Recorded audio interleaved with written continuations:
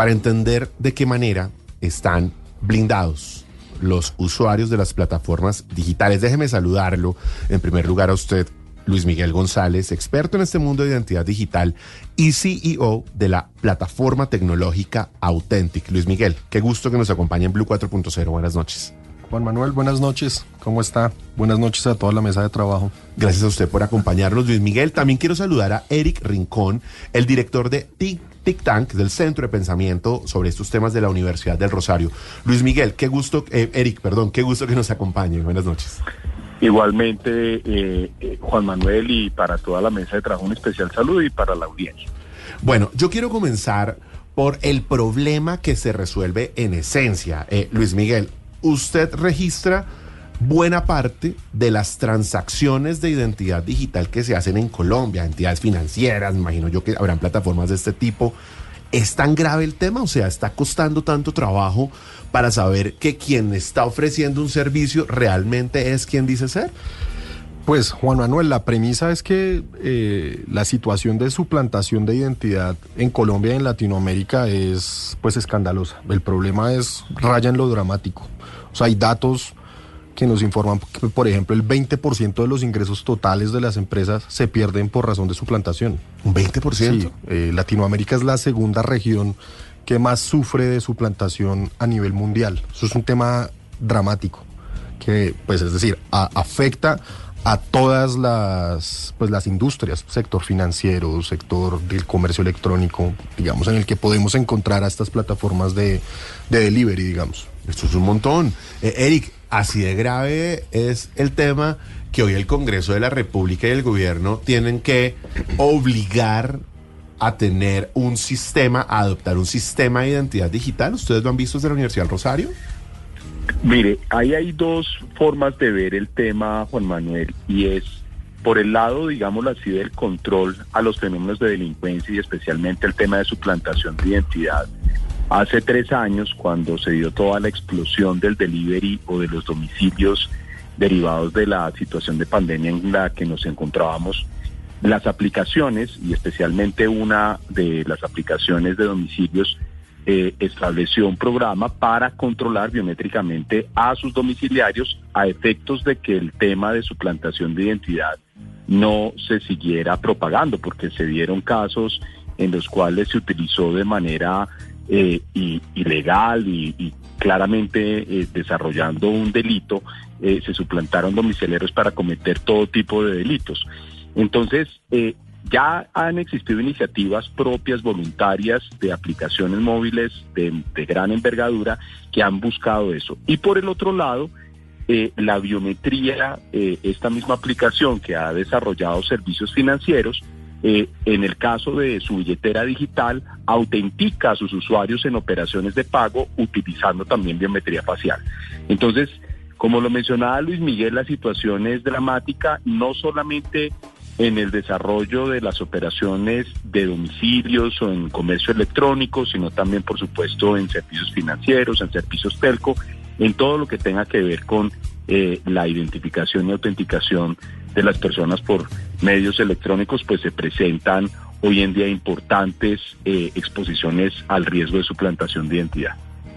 En este momento, lo que entiende uno con esta reforma laboral es que se busca establecer, Luis Miguel, que las plataformas digitales de reparto de domicilio garanticen ese sistema de identidad digital. ¿Eso en qué consiste? Pero sobre todo, ¿eso no es lo que ya funciona hoy? Pues, Juan Manuel, digamos que esa es una muy buena pregunta porque, pues, realmente interesa saber cuál es la vocación objetiva o qué es realmente lo que se plantea en las reformas. Si lo que se quiere realmente es implementar un modelo de prevención del fraude y de suplantación, o lo que realmente se pretende es simplemente, pues, hacer como una suerte de registro o una base de datos central donde tengamos registrados a todos los repartidores. Si lo vemos desde el primer punto de vista, que es prevenir fraude y prevenir suplantación, pues se han hecho grandes esfuerzos. Las plataformas tecnológicas, como lo mencionó Eric, han hecho esfuerzos voluntarios importantes, pero bueno, sin duda todavía hace falta y pues entiendo que desde el punto de vista tecnológico es un reto. Por ejemplo, usted autenticar al repartidor cuando hace la entrega.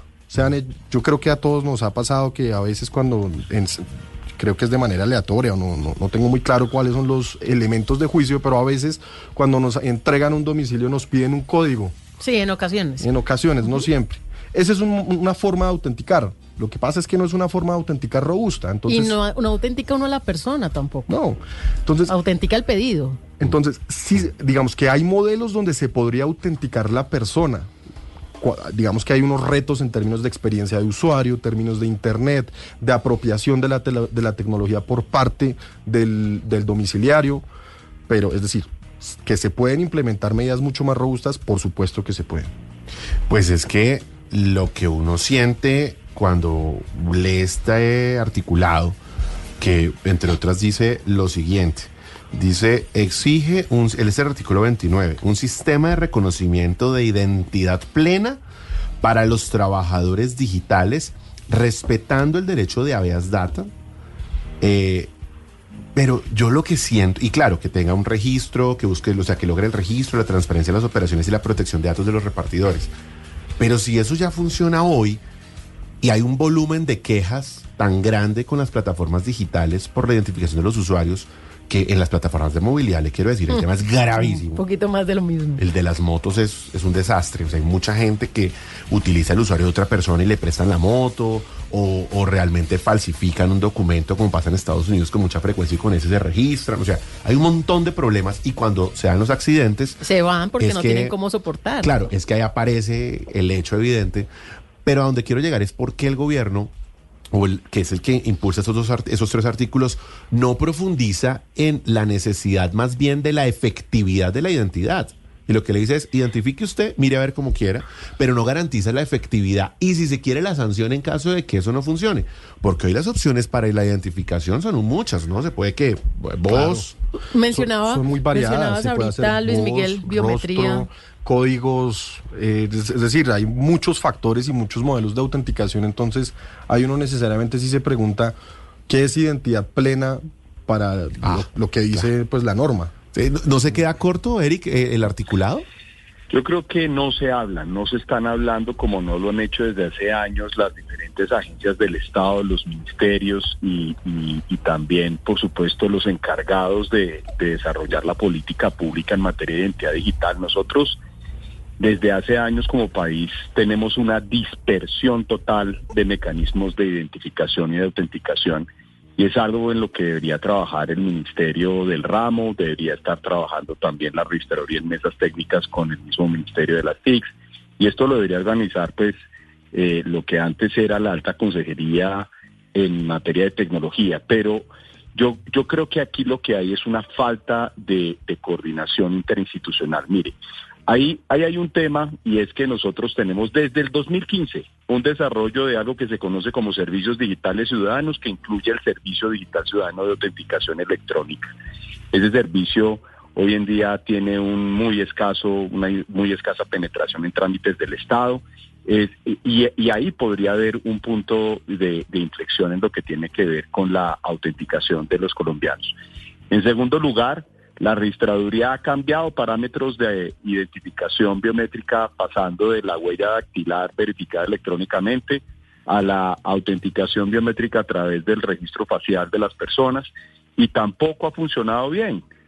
La cédula digital se quedó ahí a medias, no ha tenido una adecuada implementación, un adecuado despliegue, y yo siento que hay una total dispersión de mecanismos, donde ¿qué debería darse por parte del gobierno nacional? No puede ser que la reforma laboral vaya a tener como principal consecuencia la generación de un nuevo sistema. Debemos utilizar lo que ya existe, coordinar las acciones a nivel interinstitucional. Si el parámetro de referencia a nivel, por ejemplo, biométrico va a ser la registraduría, pues hay que trabajar en eso. ¿O es que entonces vamos a crear una base de datos entre las diferentes operadores de aplicaciones de domicilios? ¿O es que vamos a crear nuevos sistemas o nuevas bases de datos biográficas cuando ya hay un parámetro de referencia que podría ser utilizado en el caso de la identificación y la autenticación de este tipo de domiciliarios? Entonces, que el tema es útil, no cabe la menor duda. Claro, este tipo de acciones hay que matizarlas en función, por ejemplo, de que la biometría, sea dactilar o facial, es un dato sensible que debe garantizar la protección de los datos personales de los ciudadanos y debe contar con una autorización explícita por parte de ellos. Pero el tema es que las agencias del Estado, incluyendo el Ministerio de Trabajo, yo quisiera saber si el Ministerio habló con la Registraduría y con el Ministerio de las TIC en el momento de la redacción de esta norma, porque pues sería interesante saber si detrás de esto hay una definición interinstitucional que garantice que no tengamos esa dispersión de mecanismos y dispersión de medios de verificación de la identidad de los colombianos. Luis Miguel. Yo quisiera agregar algo a lo que menciona Eric, y es decir, la dispersión de modelos de autenticación en todos los sectores, pues en efecto es grave. Sin embargo, yo creo que más allá de definir cuál es el modelo de autenticación apropiado, lo que se tiene que hacer es definir un estándar, que es muy diferente, porque ya nos pasó hace algunos años que nos querían decir que el único modelo de autenticación era ir y hacer un cotejo dactilar o facial con los datos biométricos. A veces estas son tecnologías que de pronto no se ajustan al caso de uso. Puede que no se ajusten, por ejemplo, para el caso de uso del delivery, como lo mencionaba ahora, porque hay retos relacionados con la apropiación de la tecnología. Entonces, ¿qué es lo que creemos nosotros que se debe definir? Es un estándar de seguridad para que puedan confluir diversas tecnologías que atiendan diferentes casos de uso. Es simplemente... No, es que eso tiene mucho que ver, Luis Miguel y Eric, con lo que estamos planteando de la efectividad, porque es que pues uno trata de entender cuál es el espíritu de ese articulado. Ahora bien, aquí me están escribiendo por interno que el articulado que uno pensaría busca resolver ese problema de las dificultades que tienen las plataformas digitales para garantizar la identidad de los domiciliarios y las quejas que tienen los usuarios crecientes, y más bien lo que se busca es tener un registro de cuáles son los trabajadores para poder hacer seguimiento a cuántos trabajadores digitales tienen las plataformas. A mí me parece que uno podría hacer las dos cosas bien hechas. Sí. Tenga el registro y garantice la identidad. Pero tener la identidad es como para, claro, poder resolver otro problema que tiene el gobierno, y es que no saben cuántos son los usuarios de las plataformas digitales. Uno los que dice Rappi, Uber y los demás, y otros los que tiene el gobierno, y no se ponen de acuerdo en eso. Pero Juan Manuel, perdone un poco mi ignorancia. ¿Cómo funciona hoy un repartidor? Porque nosotros como colaboradores de Caracol tenemos un carnet que nos identifica. Llegamos aquí al canal y es la única forma de entrar, mostrando ese carnet y verificando que seamos nosotros los portadores de ese carnet. Uh-huh. Y entramos y trabajamos y accedemos a todos los servicios. Un repartidor hoy, ¿cómo funciona? O sea, llega a Rappi, hay una sede de Rappi, o va directo al restaurante, o activa la plataforma y entonces empieza a trabajar. ¿Cómo funciona? ¿Y con qué base de datos uno contrasta que esa persona que dice llamarse Tata Solarte si es Tata Solarte? Pues digamos que ahí depende de la compañía. ¿Por qué? Porque digamos que es algo que es autónomo, si se quiere, de cada compañía. Pero generalmente, pues todas han implementado un modelo de onboarding donde se hace se toma una foto de cada uno de los lados del documento de identidad, se hace un cotejo entre la foto que se toma y la foto que aparece en el documento de identidad. Uh-huh. Algunas hacen modelos de validación del documento, si ese documento si es original o si es falso. Digamos que hay varias tecnologías que pueden confluir, temas de inteligencia artificial, OCR. Entonces, no hay una única forma. Pero digamos que las plataformas, y yo en esto sí quiero ser enfático, han hecho un esfuerzo importante. O sea, yo creo que las plataformas han hecho un esfuerzo importante para verificar apropiadamente, autenticar apropiadamente a sus domiciliarios. Eric, yo escuché al registrador hace unos días en la convención de Sobancaria hablar sobre este tema y decía que están buscando que la registraduría tenga un gobierno de datos abiertos para que las plataformas puedan rápidamente ir a la base de datos de la registraduría de manera encriptada, llegar hasta cierta capa, ver que la Tata ya tiene cédula colombiana, vuelve y dice, no, sí, la señora sí es quien dice ser. Hay varias bases de datos que tiene hoy en día bajo control la registraduría. Una de ellas es el Archivo Nacional de Identificación, que permite hoy en día hacer el cotejo simple o la comparación simple del número de identificación de una persona para saber si se encuentra activo dentro del registro civil de los colombianos, y de esa forma establecer si la cédula existe y si está vinculada a una persona con su nombre e identificación. Hay otras bases de datos, como por ejemplo la base de datos biográfica y biométrica de la registraduría, que es la que permite, por ejemplo, que se hiciera un cotejo facial. Luis Miguel mencionaba algo importante y es el tema de la necesidad de desarrollar un estándar. Yo creo que lo que toca procurar, digámoslo así, entendiendo la utilidad de la norma, es que se construya un protocolo que permita definir ese paso a paso, o sea, cómo se va a hacer la identificación y contra qué parámetro de referencia se va a hacer la comparación de los datos. Si se va a ir, por ejemplo, contra el Archivo Nacional de Identificación de la Registraduría, si va a haber un cotejo biométrico o una comparación biométrica, ¿contra qué se va a hacer eso? ¿Contra una base de datos propia o contra las mismas bases de datos de la registraduría? En cualquier caso, sea uno u otro, esto va a tener un costo vinculado que ¿quién lo va a asumir? ¿Lo va a asumir entonces la plataforma misma o lo van a asumir los usuarios en el momento en el que compren algún plan premium o algún tipo de membresía con la aplicación? Entonces, esos son los tipos de cosas que hay que revisar porque en efecto la idea al final es que cuando se está hablando del onboarding digital, el onboarding digital tiene como 3 momentos de desarrollo. Uno, que es el momento de identificación. ¿Cómo logro yo verificar que una persona es quien dice ser? Que se contrasta la información de una persona contra bases de datos públicas o privadas de terceros. El segundo momento es, una vez yo sé que esa persona es quien dice ser, le entrego una credencial de autenticación que puede ser simple o puede ser una credencial fuerte, e incluso en algunas operaciones se necesitará el firmado electrónico de la operación. Entonces, aquí en el tema del onboarding, si lo que queremos es tener un registro de los domiciliarios, pues eso es distinto.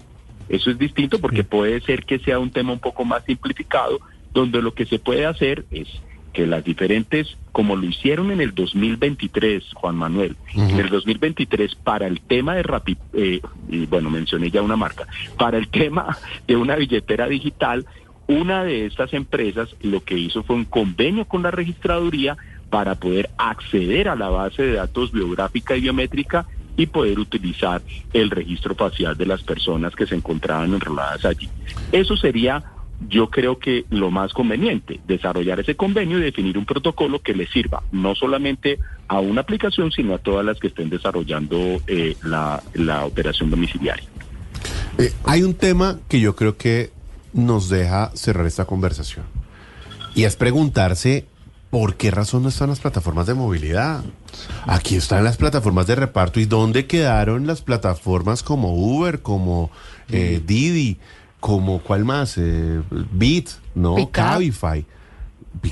¿Dónde están las plataformas de movilidad? Claro, la respuesta, asume uno, es que como eso todavía no se ha reglamentado, como llevamos 7 años en el debate, los señores de los taxis deben hacer paro, el gobierno dice que sí, que no, y llevamos ya varios gobiernos y nadie ha sido capaz de reglamentar, y varios congresos no han sido capaces de reglamentar, perdieron la oportunidad con esta reforma laboral de haber formalizado el empleo o el mecanismo de contratación de los señores que están en las plataformas digitales. Se perdió una oportunidad de oro, ¿no, Luis Miguel? Completamente. Pues sobre todo si usted se pone a revisar, hay muchas de esas plataformas que van a ser objeto, digamos, de esta regulación como Didi.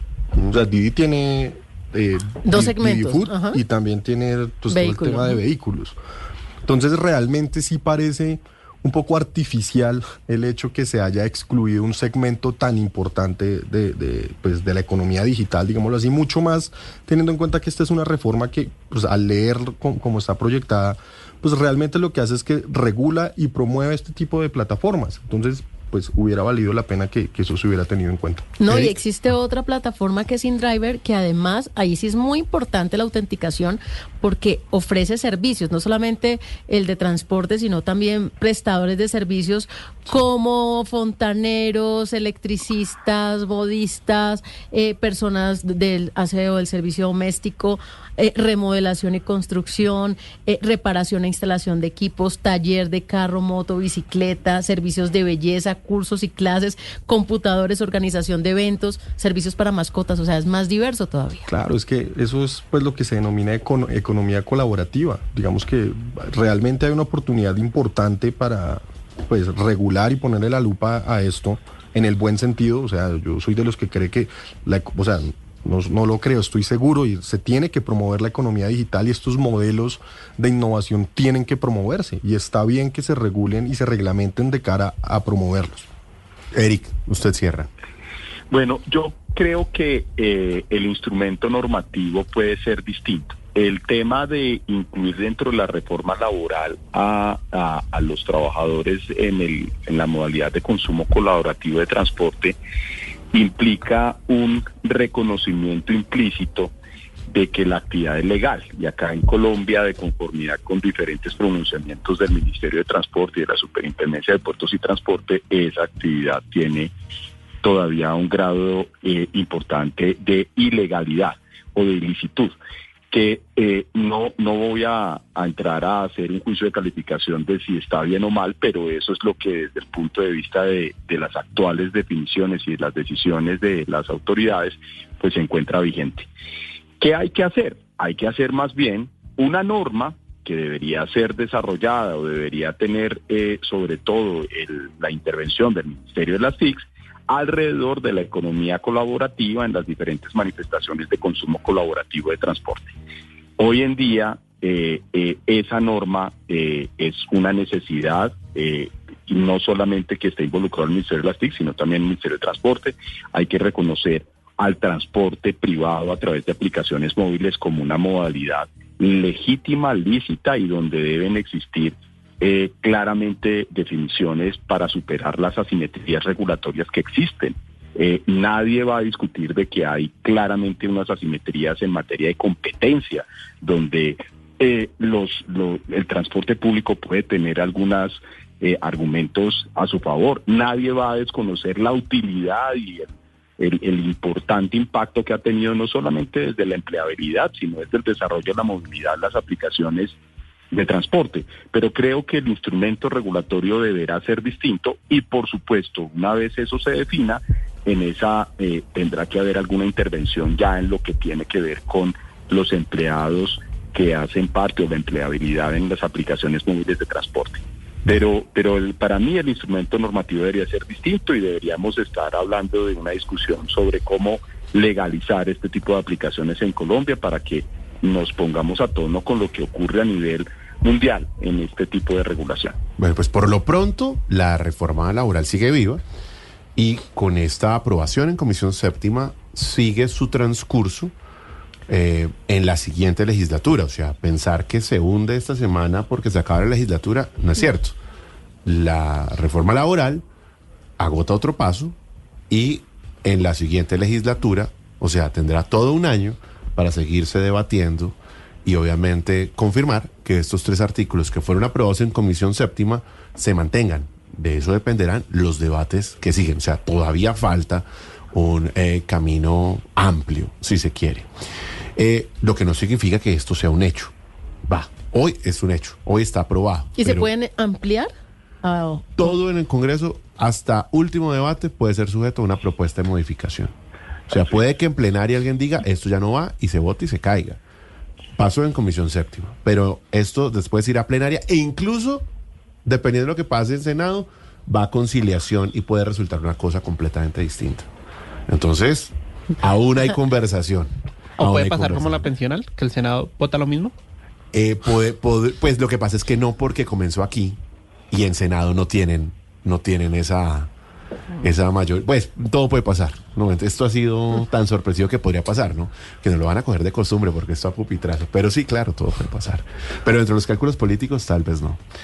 Esa es una pregunta yo que le podemos hacer a Gonzalo Araujo, que les quiero decir, lo tenemos aquí. Pues les invito a Luis Miguel, Eric, que escuchemos lo que sigue con la reforma laboral en voz de Gonzalo Araujo, quien lidera la firma de asuntos legislativos y de abogados Orsa, y que tiene esa plataforma precisamente de seguimiento a los proyectos de ley, a las herramientas de política pública. Gonzalo. Hola Juan Manuel, un gusto saludarte nuevamente a ti y a la audiencia de Blue 4.0. Los movimientos legislativos que para esta semana detecta Sonar, nuestra herramienta de monitoreo legislativo, en temas de tecnología están relacionados con la discusión del proyecto de ley que busca establecer lineamientos para el uso de inteligencia artificial, que buscan de alguna manera mejorar la eficiencia en la disminución de siniestros viables y sus costos, automatizando los procesos de análisis y control de riesgo de esta.